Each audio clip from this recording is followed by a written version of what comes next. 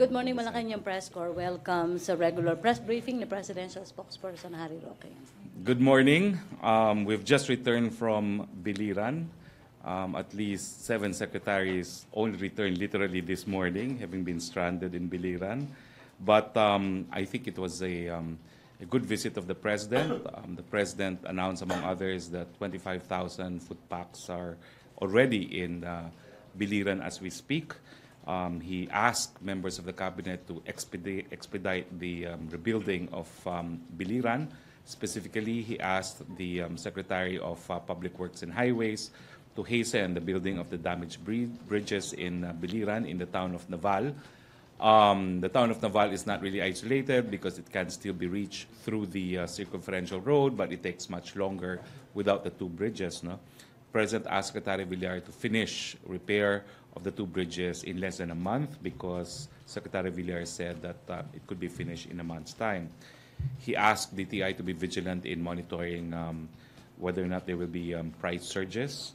And of course, he instructed the DILG and the NDRRMC to intensify efforts to recover the still missing individuals. No?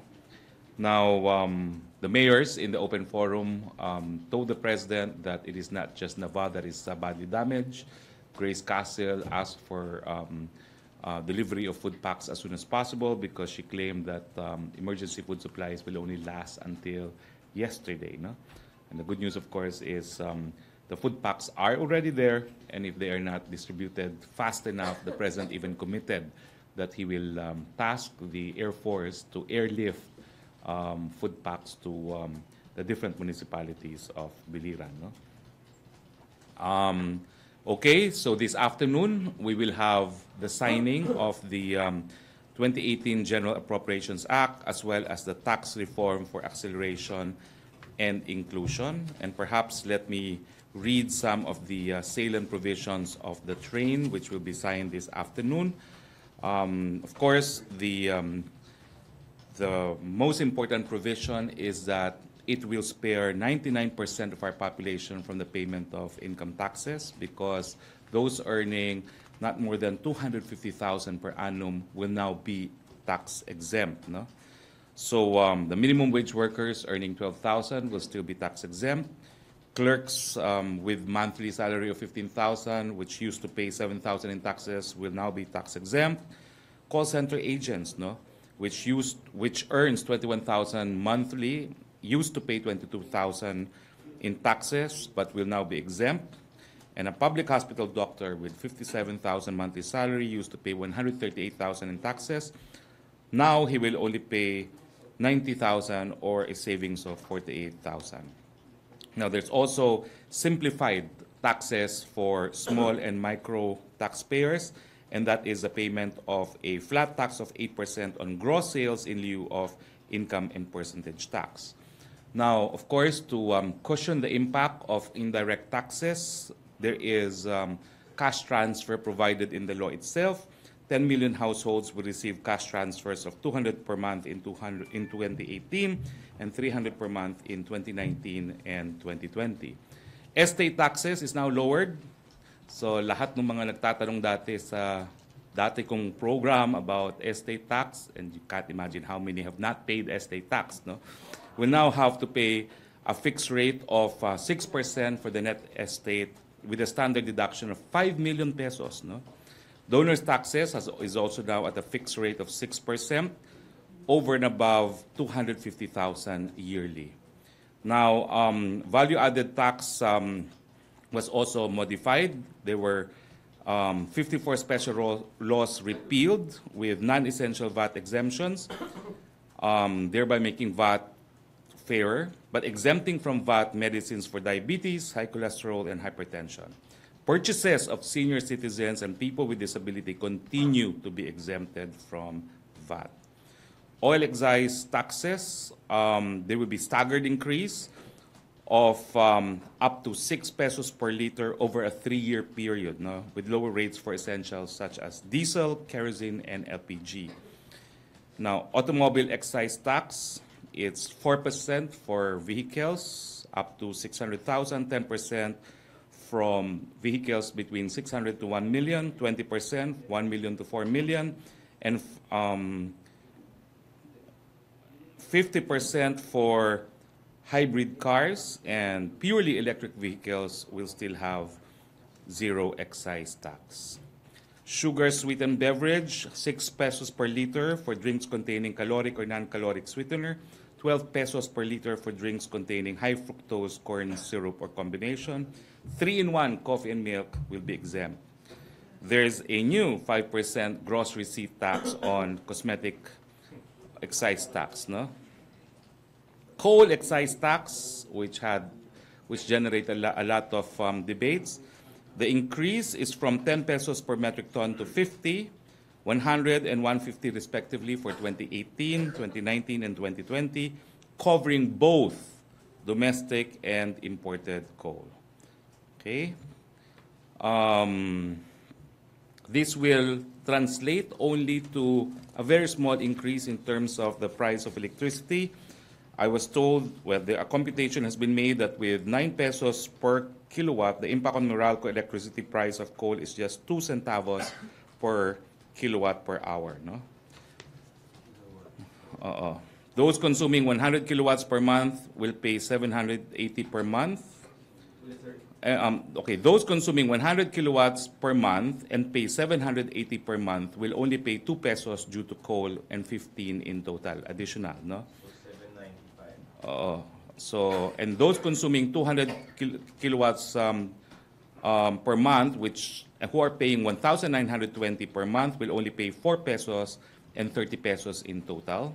And those 4 pesos due to coal and 30 pesos in total. And those consuming 300 kilowatt per hour and pays 2,970 per month will only pay 6 pesos due to coal and 45 in total. Mining excise tax was doubled from 2 to 4%.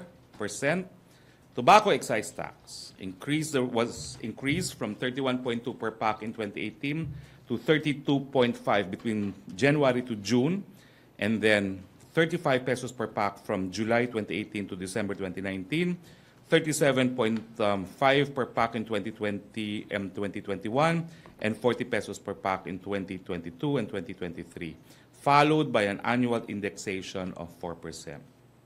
Doc stamps was doubled, 50 to 100% increase, except for property, savings, and non-life insurance. Foreign currency deposit units increased from 7.5 to 15% final tax on interest income. Capital gains of non-traded tax increased from 5 to 10% to 15% final tax on net gains only. And stock transaction tax increased from 0.05 to 0.6% of transaction value. So it's only 0.1 increase. And then earmarking of incremental revenue, 70% to infrastructure, including military infrastructure, and 30% to social services and mitigating circumstances. Now, there will be some line veto, but the President will be the one to announce later on very minor line vetoes, no, in the budget. The President will announce later. Now, also, by way of final announcement, we have opted to withdraw from the second Millennium Challenge, and this is because it was deemed by our policymakers. The decision to withdraw was because of the urgent priority of the administration to rebuild Marawi. No? So, although the first compact was responsible for the implementation of the secondary national road development project, the Kapit Bisig Laban sa Kahirapan Comprehensive and Integrated Delivery of Social Services, and Revenue Administration Reform Project of the Department of Finance, it was deemed that for the time being, we will withdraw our application for the second cycle, and we will focus instead on the rebuilding of Marawi, although we have invited the U.S. government's continued support and assistance for the reconstruction of Marawi. We are confident that the U.S. government fully understands the decision to reallocate our funding priority for this year, and that this will not in any way adversely impact our eligibility for another round of compact assistance in the future, because it calls for counterpart financing as well. No? Okay, questions? Yes, yeah. P. Ranyada. Microphone. How much are we talking about, sir, in terms of the second Millennium Challenge? What's the worth of the aid that we decided to decline? Well, we withdrew, no? It's not really an aid being given as of now, no? I forget the figure. I mentioned it once. I remember, no? But I forget at the moment, no? I'll tell you after the briefing. And sir, which condition or aspect of the package did we find objectionable? Nothing. It's just that we have to earmark funds also because these are projects with counterpart funds. And of course, this will also focus on previously identified projects. And we have decided that our resources and our priority will be the rebuilding of Marawi for the time being. Follow-up. Laila Salaveria. Sir, what happens to the projects that were supposed to be funded by the Millennium Challenge? Well, as I said, no, we had to reallocate our resources and our priority to the rebuilding of Marawi. So we're abandoning the other For the projects? time being. For the time being. For how long, sir? Maybe until we have had some traction in the rebuilding of Marawi. And of course, as I told you, I've invited everyone. I have arranged for transportation for the media, no, to come to Marawi with us to witness the turnover of the first 580 temporary houses, no, for Marawi residents. Sir, this decision to withdraw from the Millennium Challenge have anything to do with any interference we're seeing from the U.S.? No, none at all. Not at all. Not this instance. It was really just that Marawi happened. We did not expect it, and it's going to be a very costly rebuilding. Sir, can you tell us what were the projects that were supposed to be funded under this? Actually, wala pa naman eh. That's how the Millennium Challenge Corporation works eh. They will agree on the projects, but I don't think the rebuilding of Marawi qualifies under the MCC. Okay? But we're hoping that Americans can still contribute towards the rebuilding of Marawi in some other ways. Thank you. Okay, follow-up. Millennium Challenge. JP. Hey, Spokes, good morning po. Sir, may we just know how the decision was made? Who were the persons involved, possibly agencies? Economic team, primarily with Secretary Alan Cayetano of DFA. Thank you, sir. Follow-up. Other issue, Joseph Morong. Sir, on the train, yung pong tax exemptions, yung increase in or decrease sa mga taxes na babayaran, that's good for those who have income. But some groups are saying that there's 15.1 or 0.6 million who are in the informal sector, meaning wala itong regular income. And they might be hit by the increases in, say, for example, sweetened beverage, petroleum, LPG, for example, that will cost them, like, in 2018, parang dos or piso per liter. That's why the train itself allocates funds, no, for cash transfer to the poorest 10 million of our population. As I mentioned, it begins with how much is it? 200 in 2018, 300 in 2019, and 2020. That's monthly. So we have provided for mitigation, no? Realizing that the poorest of the poor would need some kind of assistance as a result of train. And the 200 is enough to offset yung mga increases, you I think? believe so, because as I read out the computation, no, many of the new excise taxes would not really amount to much because really the amount of taxes that you pay is dependent on your consumption as well. And if you are marginalized, the consumption is very low. The 200 is regardless of the size of the family, whether you're 3 or 6 or 7. Yes, yes. Process of availment. So you're going to, paano sir, to 4-piece ba to? So you're going to increase the base of the 4-piece? I believe that will be addressed by the implementing rules and regulations. Okay. But we already have the infrastructure because of the conditional cash transfer under the DSWD. So 4-piece under the I think DSWD. we will tap the same infrastructure.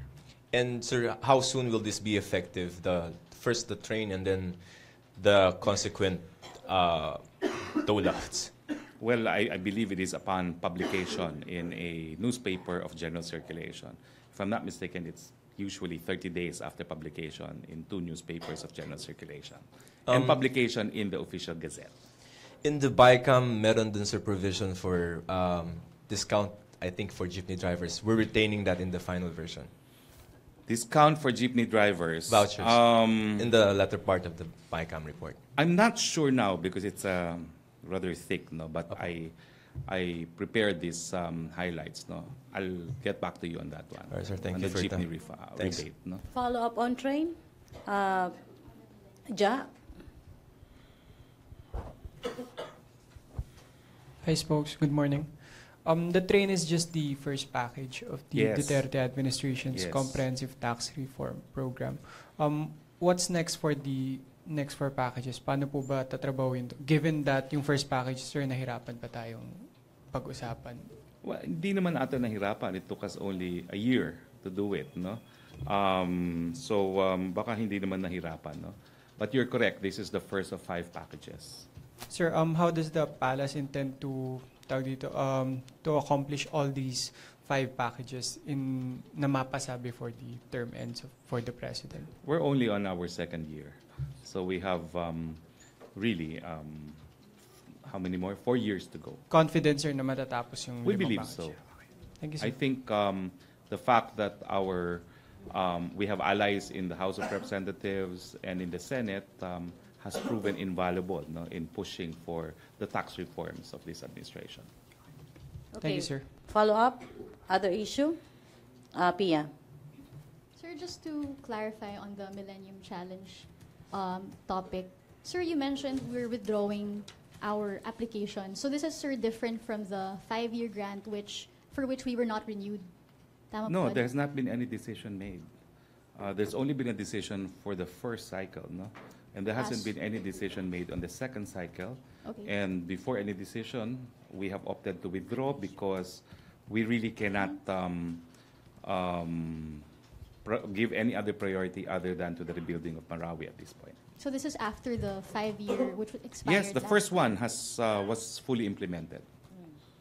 The first cycle was fully implemented, and the projects funded between 2010 to 2016 include Secondary National Road Development Project of the DPWH, Kapit Bisig Laban sa Kahirapan, Comprehensive and Integrated Delivery of Social Services of the DSWD, Revenue Administration Reform Project of the Department of Finance and BIR. So for the second compact, that's what the decision of the policymakers is, not to apply for second cycle or the second compact assistance. So, sir, nothing to do with the low rating that the Millennium Challenge Corporation gave the Philippines in terms of law and order? As I said, we withdrew before any decision was made. Okay. Joseph, follow up about MCC? Other? Joseph. Sir, balik lang ako sa train. How much is this going to generate for the 120 government? billion. 120. And it said there that 70% will go to build, no? Yes, And and 30 for other 30% for services. social and mitigating measures. So just as a soundbite, where the bulk of this 120 billion, once collected, will go to where? Papunta po ito sa build, at ang 30% po ay para sa serbisyo sa publiko at para po maibsan yung epekto ng train sa pinakamahihirap ng ating mga kababayan. All right, thank you. Okay, Ace. I'm sorry, Ina, follow up? Okay. Secretary, may we get more information about the plan of the President to fire about 90 policemen over alleged corruption? I know as much as you do. He announced it in Davao. But I'm sure there is a process. And then the figure of 90 must be as a result of the process, so investigation already conducted. Because as you know, the employees are entitled to due process. Now, so I think the 90 that he gave are individuals who are up for termination after observance of due process. So, investigation is already ongoing. I believe so.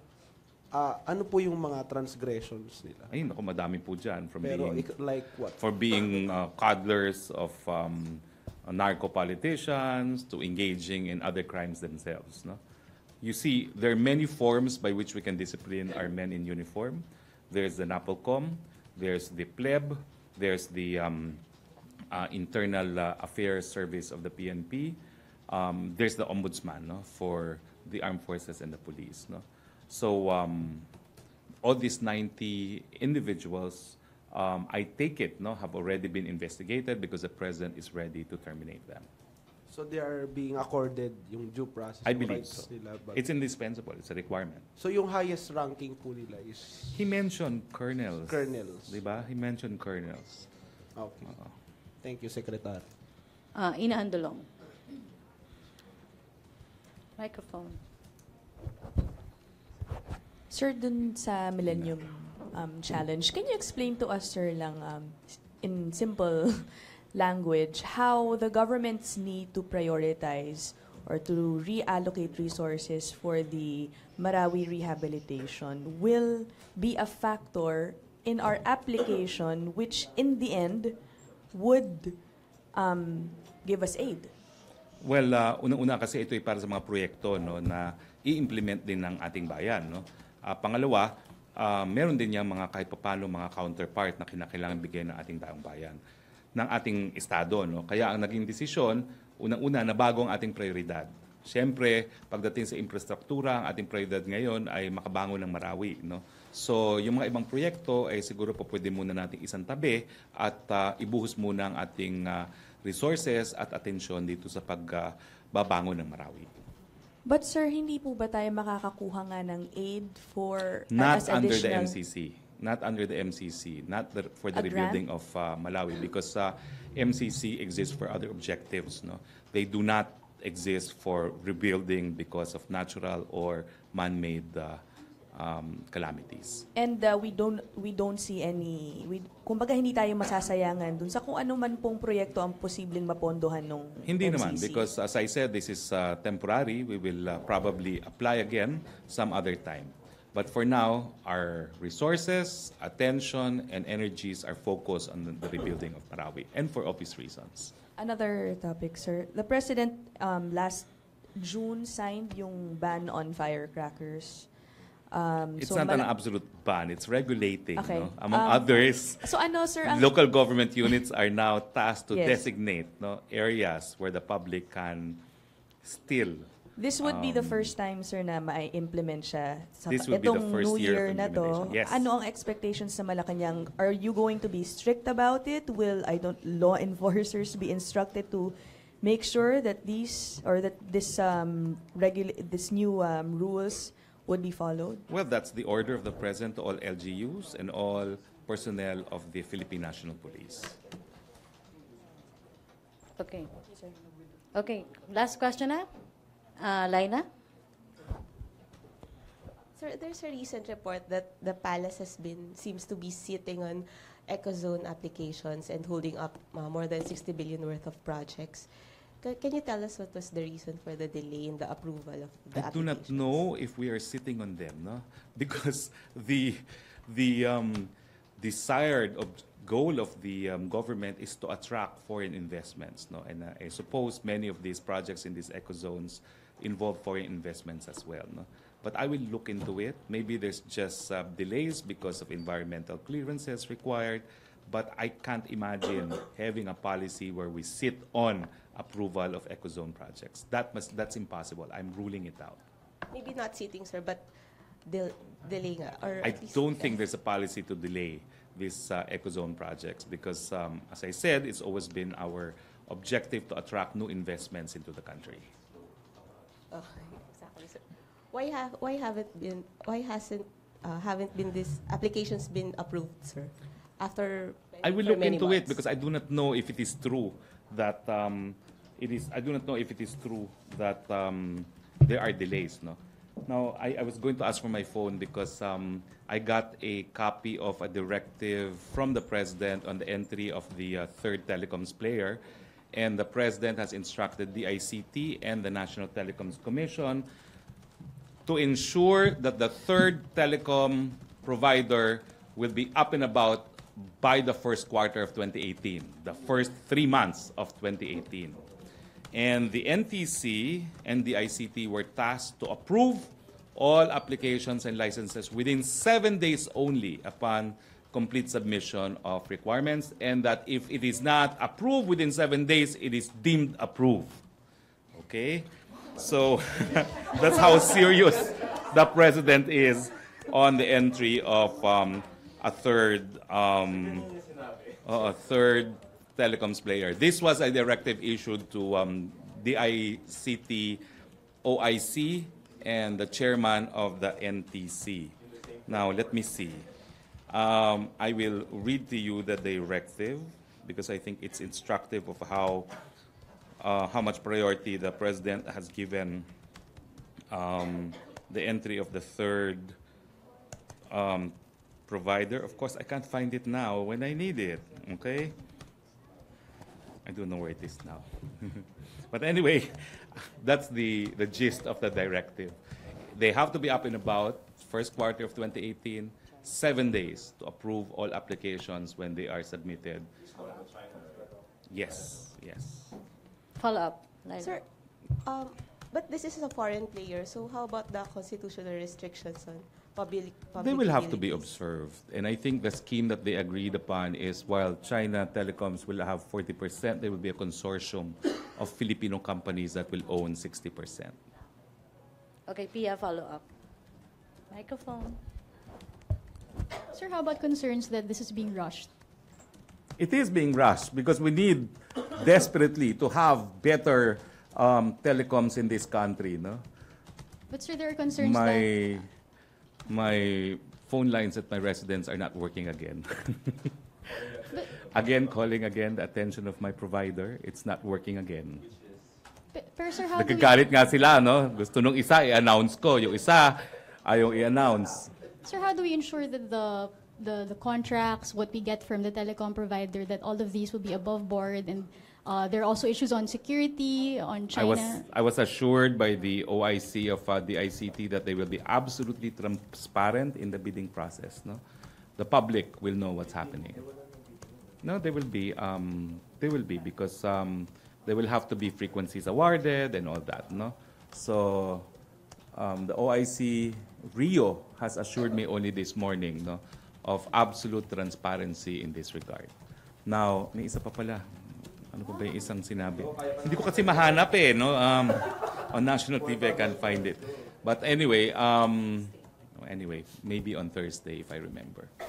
Sir, sorry. I just want to clarify again dun sa Millennium Corporation Challenge because kasi sir, you're saying we declined, we're withdrawing from applying, but then the US already did not renew us for the next cycle. So no decision has been made yet. no, sir, meron na po. Yung after the 5-year grant expired, the state said it will not renew a major aid package to the Philippines because of significant concerns about the rule of law.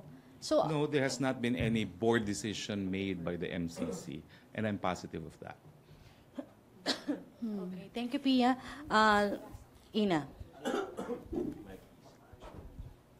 Sir, dun lang sa process ng application for MCC, is it not, you mentioned though that MCC does not cover parang mga rehab projects like what we need for Marawi, but is it not possible for us to apply, kumbaga, and mention that we would want help specifically for Marawi? Or a I think the rehabilitation? guidelines of MCC, and they're published on the net, preclude us from applying for funds for the rebuilding of Marawi. Okay. I more or less know something about this because I thought we could file when I was in civil society a project proposal, but the guidelines are very specific. Okay. Thank you, sir. Okay, last question, Laila.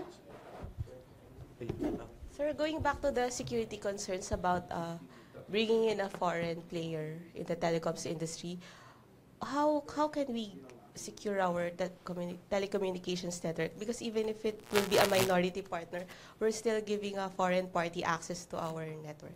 Well, number one, it's not as if foreigners don't have access right now because the minority shareholders of our providers are also foreign.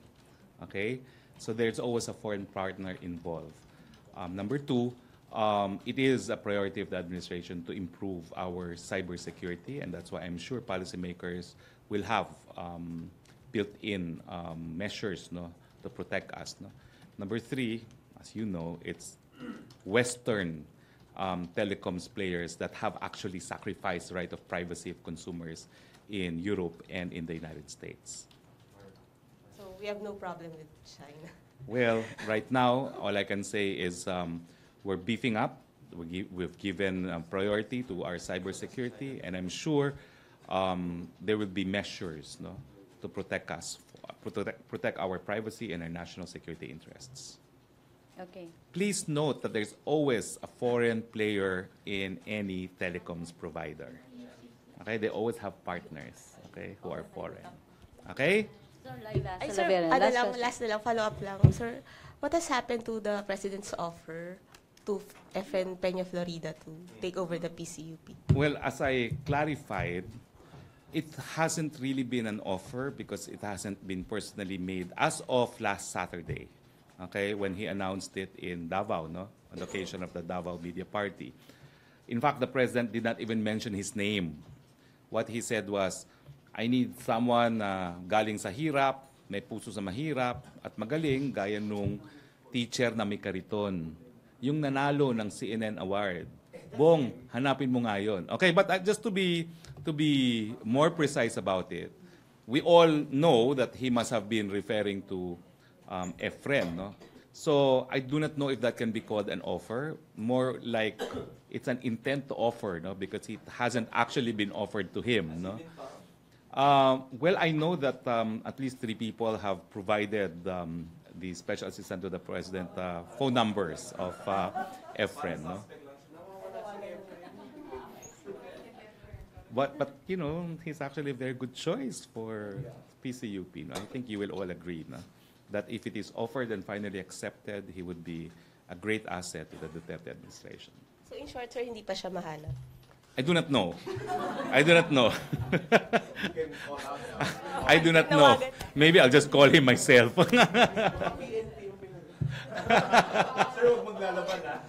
Okay. Okay, no further questions? No more? Thank you, Malacanang Press Corps. Thank you, Presidential Spokesperson Harry Thank Roque. you. Back to our main studio sa Radyo Pilipinas and People's Television.